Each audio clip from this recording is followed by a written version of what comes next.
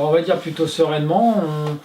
Voilà, on sait que le Mans est un circuit qui nous réussit, malgré le fait qu'on n'ait pas gagné l'année dernière. On a gagné 4 fois d'affilée. L'année dernière, on avait fait le record au niveau de la pole, on avait fait la pole position, on était en tête avec presque un tour d'avance au bout de 8 heures.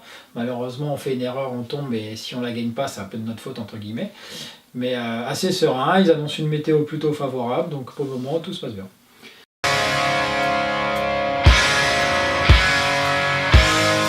C'est sûr, c'est un plus que cette année, on repart avec la même bande, donc avec moi, Fabien Forêt et Mathieu Lagrive. Donc c'est plutôt positif parce qu'on reste dans la continuité, on commence à se connaître, à travailler ensemble.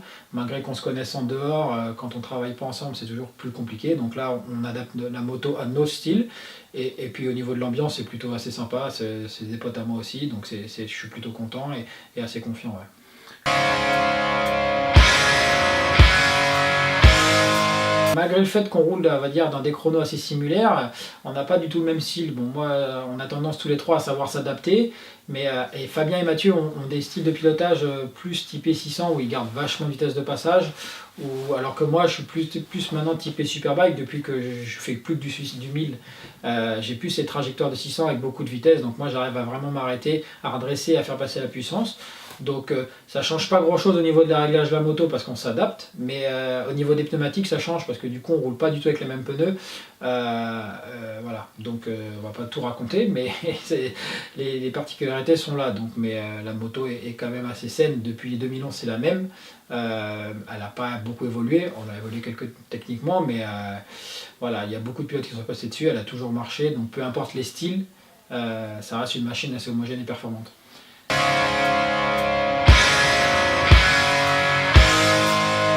Je pense, sinon je ne serais pas sur cette moto. Non, c'est je pense le point fort. De toute façon, là, comme j'ai dit, on l'a montré depuis ces dernières années. On avait enchaîné 7 victoires d'affilée sur des courses de 24 heures, donc 4 24 heures et 3 bols. L'année dernière, c'était encore bien parti pour gagner, pour enchaîner une 8e victoire. Ça ne s'est pas passé comme ça.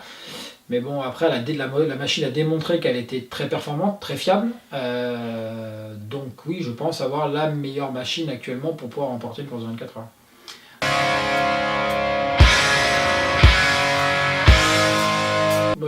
Non, ça va rien changer du tout. La stratégie, ça va être à fond, et puis après la nuit, on verra où on est placé.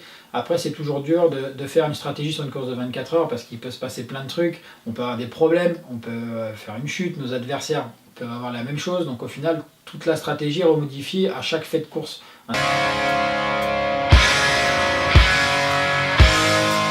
C'est un circuit type stop and go qui n'est pas vraiment très technique en soi, où il est possible de doubler dans beaucoup de virages. Donc ça, c'est vraiment un avantage sur ces courses de 24 heures.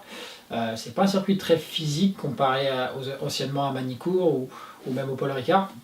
Parce que voilà, il y a beaucoup de lignes, rien des lignes droites où on peut se reposer et pas mal de freinage où on peut doubler. Donc voilà, c'est un circuit où il faut arriver à essayer de freiner tard, vraiment faire tourner la machine pour essayer d'accélérer tôt. Après, il y a vraiment deux parties techniques. Au début, où il y a vraiment les accélérations tout le début, et après on note sur la fin, sur la partie technique, le virage DS bleu, le raccordement, où il faut avoir de la vitesse de passage et du placement. Et ici, c'est vrai, c'est assez difficile de doubler. Donc voilà, c'est un circuit assez technique quand même, mine de rien, mais qui réussit bien notre Kawasaki, donc c'est cool.